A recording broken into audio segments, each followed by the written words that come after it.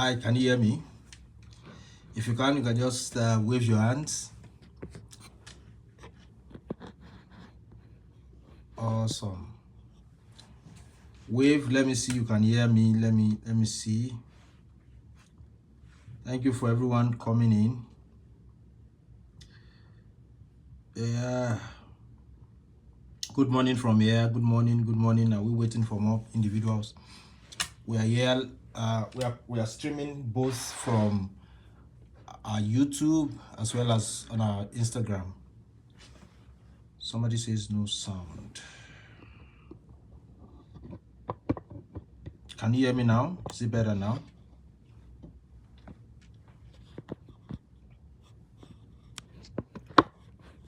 No sound. Is it better now? Can you hear me?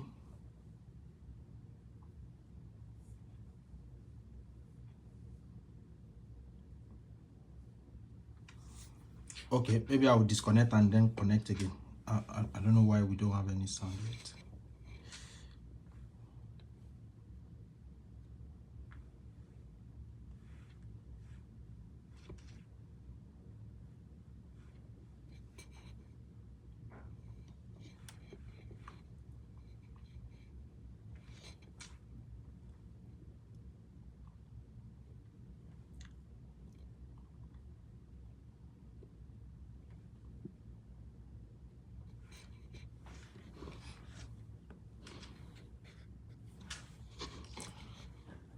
Let me know if you can hear me. Let me know if you can.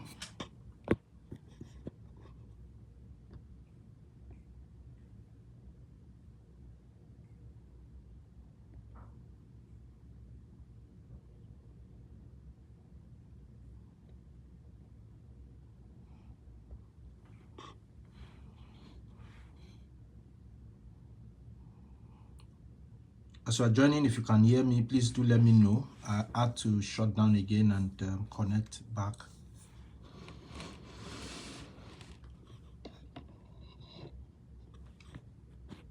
If you can hear me, let me just wave. Just type it. Let me know.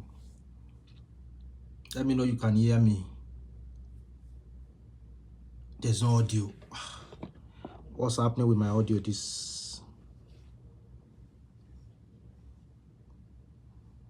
How about now? Is the audio good now?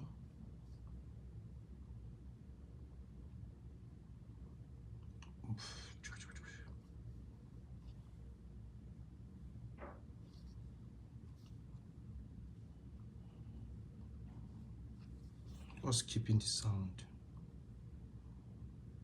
How about now? Can you hear me? Is it better now? Not working yet.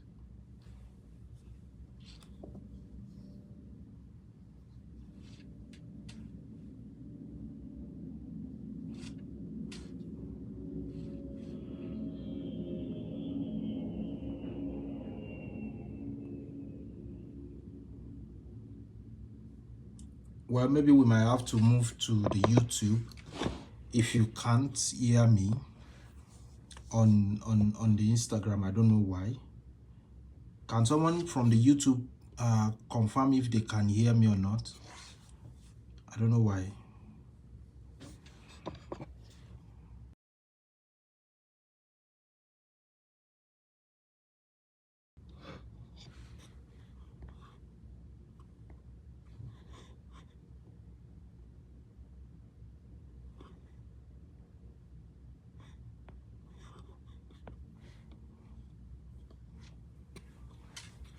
Okay, so please confirm to me if you can hear me on the YouTube channel. Sorry guys for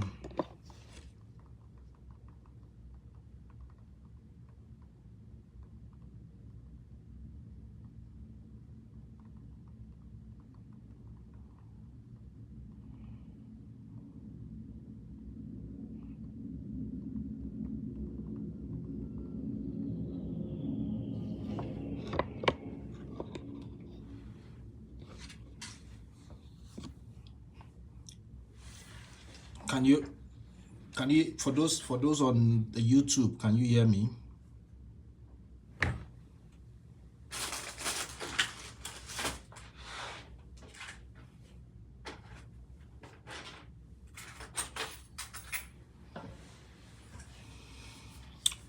Well, if you can't hear me, maybe we move to the YouTube.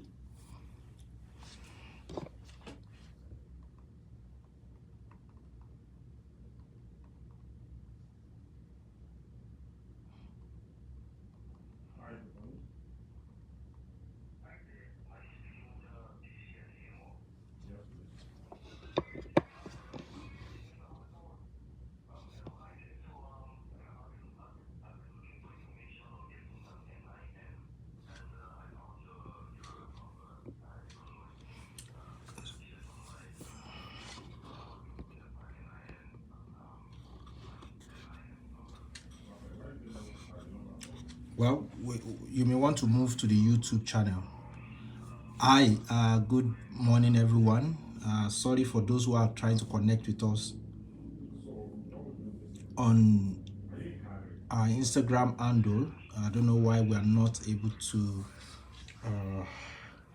get this working this afternoon. So you might just want to make sure that you are telling every other person to join us on our YouTube channel. It's a pleasure getting to connect with each and every one of us this morning. My name is Akin Kumi, King Bade, Principal Consultant for A3 Immigration. I am also a regulated Canadian immigration consultant. My license number is R707544, and I am based out of Calgary in Alberta. If you can hear me, you can leave chats for me, leave messages for me on the YouTube, so that we are sure that there is a communication ongoing and that you guys can hear me. If also you can, please ensure you can also type in on the comment section that you can hear me. It's a pleasure getting to connect with us again this week on our special edition, where we'll be looking at pitfalls to avoid when applying for a study permit application.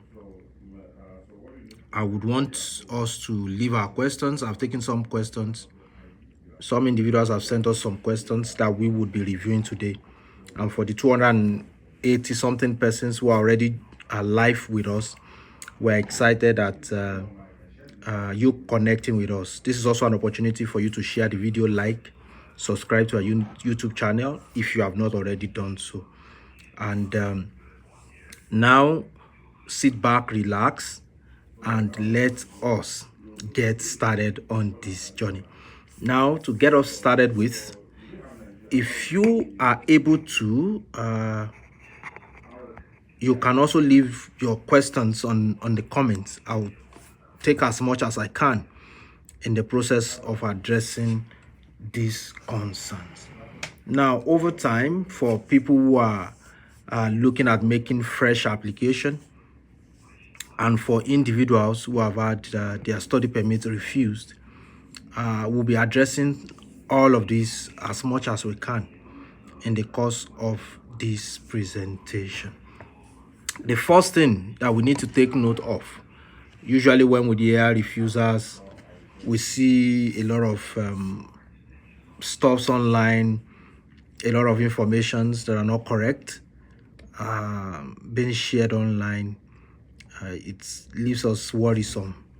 So getting study permits is not an uphill task. It's a process that has been made simple. And I would begin first by understanding that part of the requirements that you need to be able to apply for a study permit is for you to have what we call a letter of acceptance. Now, the letter of acceptance is also known as the admissions letter, if you want to make it simple. But it's simply what gives you the right to come study inside of Canada.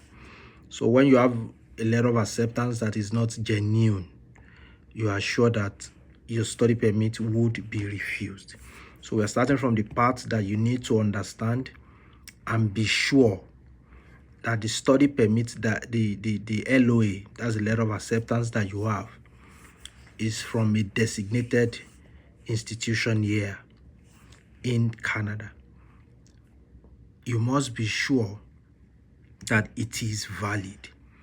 We have seen cases very recently, it was in the news, where we had lots of individuals from a particular nation who had fake LOAs. Even though they got the study permit, they came into Canada. At the point of extending their study permit or changing their DLIs, DLI simply means school, designated learning institution. It could either be a college, it could be a university, any. At the point of changing their DLIs, they discovered that the previous LOAs they were holding were not genuine. And so, first thing you want to be sure of is that you have a genuine offer letter from a designated learning institution. And having had that, now you are sure. Then the next would be for you to address concerns that are related to other requirements that you have. If you have lived in any country that is more than 6 months, you have lived in any other country and you have lived beyond 6 months, there is a need for you to get what we call a police certificate or a police character or police certificate. This establishes the fact that you have lived in that country beyond 6 months and you do not have any criminal record. It simply means you do not have any criminal challenge. There is nothing attributed to your name that is criminal. And so if you have lived in, for instance, 5 countries in the last, maybe you are 25 years old and you have lived in 5 countries for more than 6 months. I didn't say you have visited. You have lived in a country for more than 6 months. If there are 5 countries, then you get 5 police reports or police character, like it is called in some parts of the world. Police reports, police character, police certificate, police clearance, whatever name it is called, you need to provide, for countries that you have lived beyond 6 months as part of the requirement. Now, I've also seen questions that was sent to us regarding, who can apply for a study permit? Anyone can apply for a study permit as long as you qualify. You have been issued an admission from a designated learning institution that is recognized. That's one. Number 2, either you are accompanying a parent who has been asked to come to Canada. Then you also need that. As well. Someone is sending me a message that chat is disabled for this live stream. Wow. Okay, so if you can, just leave your messages on our Instagram page. Just leave them. Come to our inbox. Leave messages, questions, and we are able to take it on. I hope you can still hear me. So, like I mentioned also, the requirement is have a DLI, have a police character, and you are solid on that too. Then the next also that you need when you are planning to come study is your career progression must be well defined. It is important for you to understand that you can have good money, have trackable income, my work in best of places, you even have a good work experience. One of the major things that will be considered is your career progression. For instance, an individual who has a master's in business administration and is coming for a diploma in business administration. There is nothing you want to learn in business administration at a diploma level that you have not learned at a master's level. But if you are coming for a course that is similar in the sense that maybe you are coming for something in international business, that's not business administration. It's totally different. If you work in a multinational, you want to come learn something about business global business management, you're coming for international business. It's totally different. It's totally different from coming in for a business administration at undergrad, and then you have studied business administration at postgrad, and you are still coming to study at that. But if you are coming for something totally within the same space, then you might want to be sure. You might want to be sure of that. The career progression must be well articulated, must align. So I've just cited an instance. You are straight out of high school and you want to come study a diploma or college program, or you're coming from undergrad. You must also clearly state, you must be able to define what your career span looks like. Okay, for instance, you have a first degree in agriculture. Now you want to change a career to nursing or health sciences or something related. You must be able to defend why you want to make a career change. Okay, well, I'm looking to come study fashion design because I picked up the interest while I was doing this. Currently, I've been able to build a portfolio. I've been trying to learn one or two things. I just want to add the touch of the international touch to it. Those sounds like so under this comes under what we call the personal statement or statement of purpose. It is key. That is what the officer, if you are doing a DIY, it's one of the things the officers will look at in making a decision. It's one of the things the officer will look at in making a decision. So be sure that the statement of purpose or the personal statement aligns. It talks about you, talks about your present, talks about your past, talks about your present, and talks about your future. In this context, it talks about what you intend to achieve with you taking that program. And the future in this context means of what value is it to you, your community, your country at the completion of that program. That you also need to take note of. You have to be sure that you have all of these fully highlighted as well. I've spoken about the statement of purpose. That is one of the major.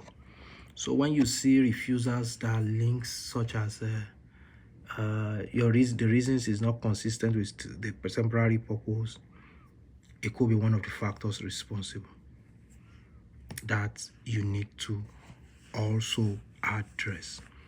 The next, outside of your statement of purpose, which I've mentioned, is one of the major, one of the refusals you read or you see talks about funds. Talks about funds. It talks about assets, financial reasons, and the likes. Please let me also state it here clearly that most refusals given are generic. The word generic simply means they fall under the same class. That the officer has come to say, oh, the visa officer or the reviewing officer has come to say, oh, I'm refusing you based on the fact that you do not have funds, may not necessarily mean you do not have money in your account. It could be several factors. So I'm going to be talking to you based on our reviews, our notes that we have taken, and experiences over time of what some of those pitfalls when it comes to finance could be. For instance, an individual who has maybe $30,000 in the account, and then after the application was submitted, you went and took away the money there. And then at time of confirmation, the money isn't there. At the time you were printing, yes, the money was there. Along the line, you needed money, and then you took it, and then they confirmed and found that that might be, it's a financial reason. Yeah, it's all under the same class. Those are part of the errors people make. I've seen individuals who have come asking us, oh, what kind of documents, what kind of bank statements, what kind of account is viable. if you go to the government of Canada's website, there are a lot of documents that play out as part of the requirement for finance. So whether it is a proof which is categorized under proof of fund. So whether it is a treasury bill, whether it is an investment advice, whether it is a microfinance bank, whether it is a credit union, whether it is a commercial bank, as long as it is a legal tender issued by a financial organization that is recognized by the governing body of your country, then it is a legal, presentable document.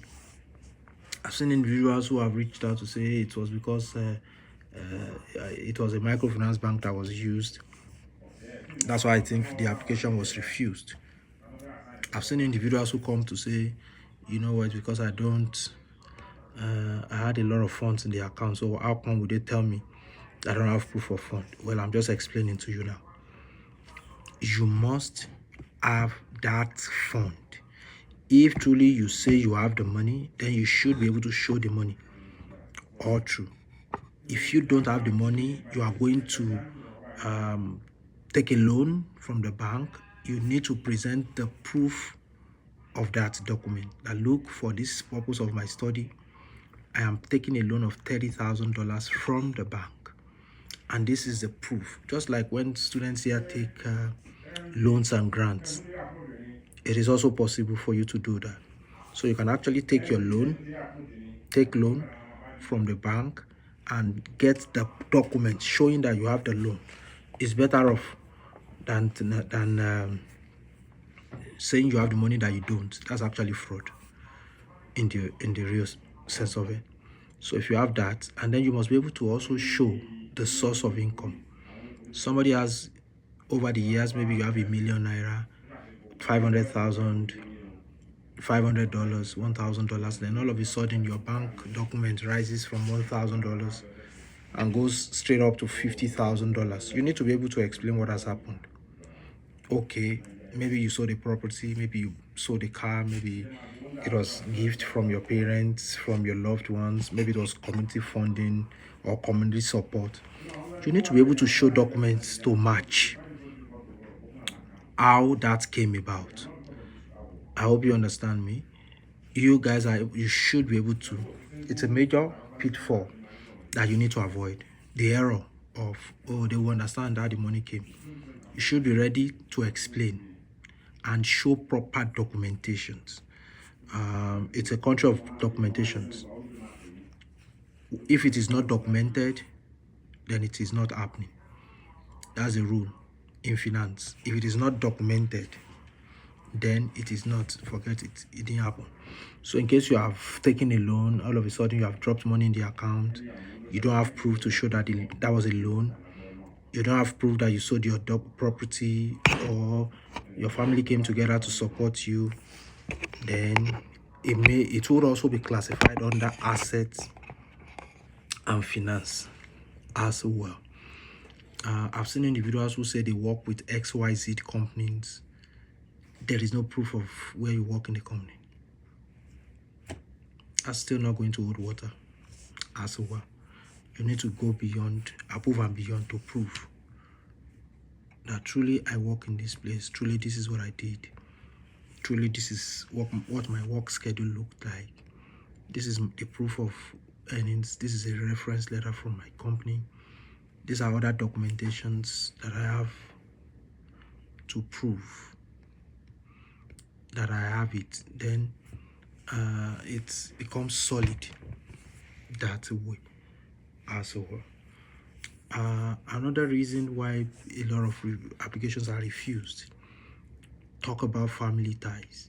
You know, oftentimes when people say, you know what, in order for me to prove family ties, I want to leave my spouse back at home. I want to leave my children back at home, so that we can create a family ties. Well, let me also state categorically that Canada is one of the countries where they love uniting families. So if you like, you apply alone. If you like, you apply with your family. If you like, you decide not to even apply yourself, just stay. It doesn't change the fact that you can still be refused if even it is just you and the rest of your family is back. You are leaving them to create that family ties back home. I've seen situations where individuals come to us and say, you know what, I didn't have my wife because I wanted to use her to create family ties. Okay, that's correct. That's also good. I've seen individuals who say, you know what, I didn't have my kids because I didn't want them. And with us, we have seen cases where family of 6, family of 7, family of 5, family of 3, everyone is being granted visas. And that comes to, don't those ones need family ties? Of course they do. They do 100% family ties. Family ties could be family members, it could be siblings, it could be parents, it could be what you do. You have something viable you are doing. Someone who is working in a company getting a letter that you are coming back could be a tie back to your home country. So each time when you hear family ties, home ties, country ties, it does not only mean you leave one person behind. It simply means you go beyond those and prove why there is a need for you to come back into the country. For instance, currently you are being sponsored, maybe you took a loan. Coming back to pay your loan is a tie already. Coming back to pay your loan could be a tie. It could be a tie. So that's one of the things I would also love to mention and dwell a bit on. Family ties, important. Family ties, very key. Prove that you have people that want you around. You are valuable. That way, it helps you to go beyond and above for you to be able to do that as well. Now, I've seen cases, someone is asking, oh, I am actually thinking maybe I should just do myself and the children alone, leave my spouse. It is not still automatic. You have left everybody and just you, like I mentioned. It doesn't mean it's automatic, you'll still be granted. Just go beyond them. You go beyond your immediate family. And then you are able to prove why you are valuable to those people you are leaving behind. Either they are your direct siblings, your neighbors, your religious organizations. Those are also ties back home that you can present as well. And then also, let me state that one of the reasons we have seen as refusals are when people deliberately withhold facts. Deliberate withholder of facts is liable to inadmissibility. The word inadmissibility means you will not be eligible to come into Canada up until 5 years. So you must always ensure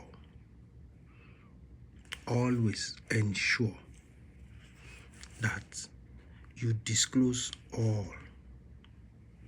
There are times you are being told, oh, okay, have you been refused visa to Canada and any other place? You say no. If you have, you being refused in one place does not mean you'll be refused you have been refused. I've seen individuals who have been refused 7 times into the UK and who are in Canada. I've seen individuals who have received bans in some other places and they're somewhere. Yeah, so it doesn't matter. We must understand that disclosing all refusals is key. they share the information sharing. I've seen individuals who have been found inadmissible for 5 years for refusing to disclose that they were refused visa to Europe. I've seen individuals who have been declared inadmissible for 5 years. They are 5 years ban to Canada because they refused to disclose that they have been refused visa to the UK, visa to the US. There's something you are hiding. Yes, I've been refused visa to UK. I've seen individuals who have been refused visas to lots of places, maybe 6 countries, and still end up coming here. I've seen individuals who have never had travel history, which I'm still going to come to, and they're still here. So it's key that you understand that part of it. That one, disclosing all and every country that you have been refused is key. Don't become a victim of that. Deliberately with order. I've seen individuals who say, "Oh, someone advised me not to put it there." When it becomes a big issue, they say, "Oh," and he told, no. There's nothing to be scared. I was refused visa to the UK because the officer feels, because of my inability to explain my. You state it there. The officer that wants to treat your file is looking and assessing your file based on what you have submitted, not based on your refusal to other places. I hope you understand that. So please, it is important for you to. And if you have travel history, someone has been to 8 countries, someone has never been anywhere. If you don't have travel history, you don't have it. It's not a travel history. It's not the requirement for you to get a visa to Canada. With or without travel history, you can. You might want to make Canada your first place of visit. Then you also mention why you are considering coming to Canada and not going to staying back in your own country in your statement of purpose. Oh, okay, I've had my first degree in Kenya, so I'm looking to come to Canada because of the exposure, because of this. You state it there. It's important. You have travel history, please. It's also key for you to have that as well. There are a lot of iPass, and I don't want to bug you with the side of the law. I don't want to bug you with the side of the law. So law section 5 subsection. No, I don't want to bug you with those stories. I want to try as much as possible to make it simple and easy to comprehend in this edition that we are looking out for. But in the midst of that, there are the popular ones that you must take note of as well. I can see a lot of individuals trying to just pop up. I'm trying to see if I can take 1 or 2 questions that have been dropped off in on our pages.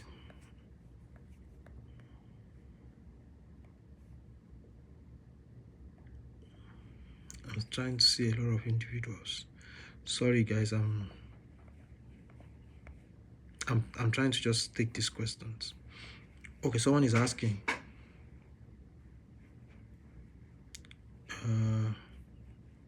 okay, let me read this one. Someone says, "Sir, I've been approved to come into Canada and my kids have a visitor's visa. Can they be issued a study permit?" Okay, so the question I would probably be asking the individual is, what kind of visa were you issued? What kind of visa? Was it a study permit? Was it a PR application? Was it a work permit? But just to give you a generalized answer, yes, if your kids are within the age that they qualify for a study permit, yes, at the port of entry they will be issued. You don't have to worry on that. Even if you have a visitor's visa and you already have an approved work permit application, you can get your work permit at the port of entry. So that answers the question. Let me see if I can pick 1 or 2 other questions. I'm sorry we are not, I'm just seeing that the comment box was not opened. Individuals have sent me messages. I'm trying to see if I can but unfortunately I've not been able to do that. Sorry about it. I'm just trying to. Awesome. Now someone else is asking, can okay, yes, I've just been refused a study permit. What can be done? Okay, well, there are a couple of things that can be done. One, there is a need to reevaluate your documentation, see what it is that you have submitted, and if there is, you can submit a reconsideration application. Yes, you can submit a reconsideration application. A reconsideration application simply means you have checked what you submitted and you feel the officer has made an honest mistake. Then you can just write to say, based on this, we have seen situations where a decision was taken by the visa officer for an application. The officer made an error, and we wrote a reconsideration and it was addressed, and it was overturned. So it is possible for you to write a reconsideration. Next week, our next video would be focusing more on study permits. If your study permit has been refused, that's what we are going to be focusing on in our next edition. So I don't want to go jumping too far on what we are going to be doing next. Next week, Tuesday as well, at a time as this, we'll be checking up on how to handle your visa, Canada visa application refusals, where I'll be coming on with another colleague who is also a lawyer. So I'll be looking at that. We'll be looking at that session next week in our presentation. But just so I can let us go, I don't know if there are questions. Sorry, everyone is saying it's locked. So if you can come to the inbox of our Instagram or leave it on our WhatsApp messages, we'll be more than happy. We'll be more than happy to attend to all of those your questions. Please do not forget, one of the things that has remained a major pitfall, like I have highlighted, has always been family ties, finance and assets, not consistent with the temporary reasons given. Temporary consistency could also mean that, for instance, if you applied that you are coming to study and your write-up, you are writing about places you want to visit, there's no consistency. Or in your form, they're asking you what type of application are you submitting. Rather than thinking that you are submitting the study permit, you are thinking that you are submitting a work permit. You don't even know what kind of application you are applying for. That's also, and could also be, a major pitfall that you may want to address when making your study permit application. Inside Canada, outside Canada, you can actually make that submission as well. Somebody's asking, at the moment, it's important, like we mentioned in our last video, that for individuals who are not who are inside Canada do not need attestation letter. And the good news is, yesterday some provinces actually started issuing attestation letters. So if you're looking to make a submission for your study permit application, it's college or undergraduate, then you are solid. You can actually go ahead and start requesting for the attestation letters. Some provinces, the BC, British Columbia, as well as Alberta. So we are waiting for other provinces to also follow suit. If you are submitting an application for a master's program, you do not need an attestation letter. Thank you so much. I don't know if we have touched on all of the questions. I know there are a couple of individuals who are yearning to drop in questions here. Here's what we're going to do. We are going to try work on our platform such that the sound. A lot of individuals are on Instagram and not okay. So just before I go, let me take this question that came in. For someone who wants to renew her study permit after renewing her passport, what can she do? Well, if she already has a new passport, then is to apply for extension of study permits from inside. If I want to believe this individual is inside Canada already, yeah, so the individual can just go on and make a submission for a study permit extension. That's it. And you know, your study permit will only be issued based on the duration of your passport. So if your passport is going to be for 2 years and your study permit is your program is for 4 years, you would only be issued for the duration of that passport that you're holding. So the individual could just apply for an extension of their study permit, and then they will be issued to the full length of their program, 3 months beyond the full length of their program. Awesome. So thank you so much, everyone who has made out time to join us today, this afternoon.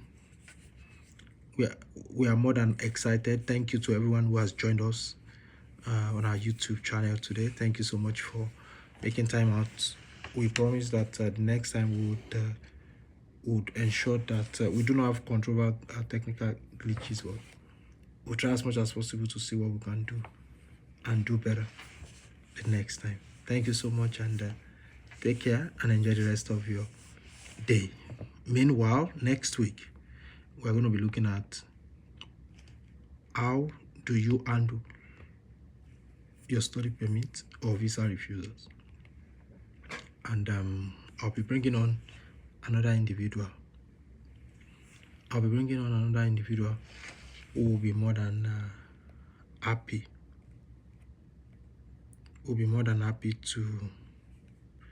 To address such concerns for you. I know a lot of individuals say, oh, can't send in messages to your YouTube live. We are sorry.